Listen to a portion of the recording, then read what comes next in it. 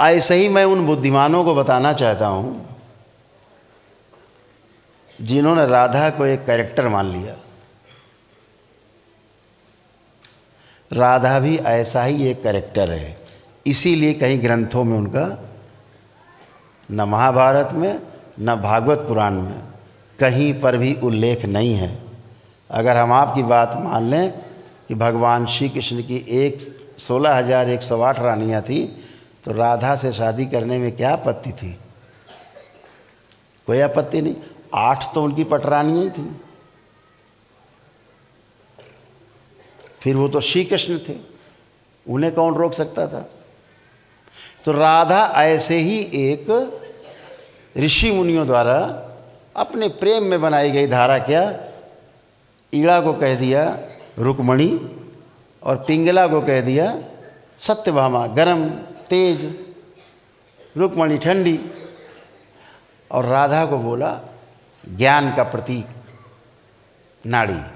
ये 3 नाड़ियों के नाम रखे हमारे ऋषि मुनियों ने।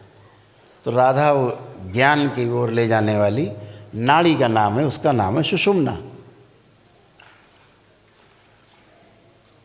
जो साधक लोग बोलचाल में इस्तेमाल करते हैं, क्योंकि भगवान कृष्ण तो योगेश्वर हैं। एक योगेश्वर को सम्मान देने के लिए राधा नाम का इस्तेमाल हुआ। लोगों ने उस कैरेक्टर को स्थूल में इतना ज़्यादा चटपटा बना दिया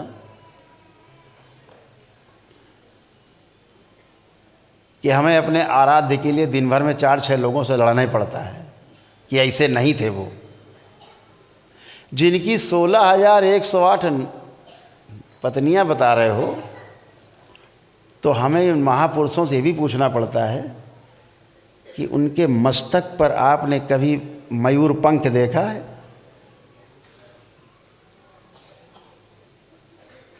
मोर का पंख देखा है लगा श्री कृष्ण पे?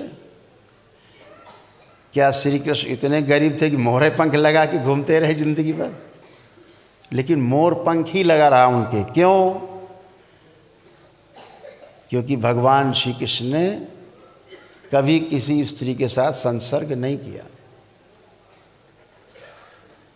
ऐसा माना जाता है कि मोर पंख का अर्थ होता है कि मोर कभी अपने जीवन काल में मोरनी के साथ संसर्ग नहीं करता है, शारीरिक संबंध नहीं बनाता, फिर भी संतान पैदा होती।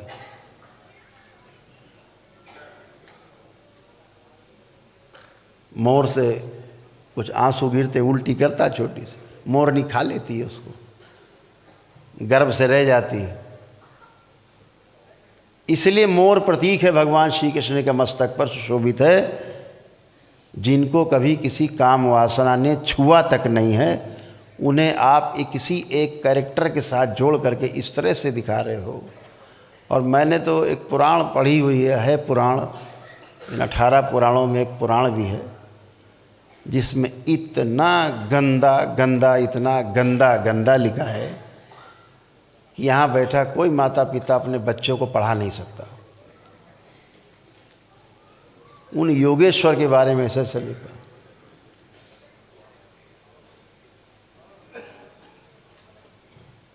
तो किताबों में मत जाइएगा कभी, ध्यान रखिएगा, फंस जाओगे। हमेशा अपने अनुभव की बात मानना।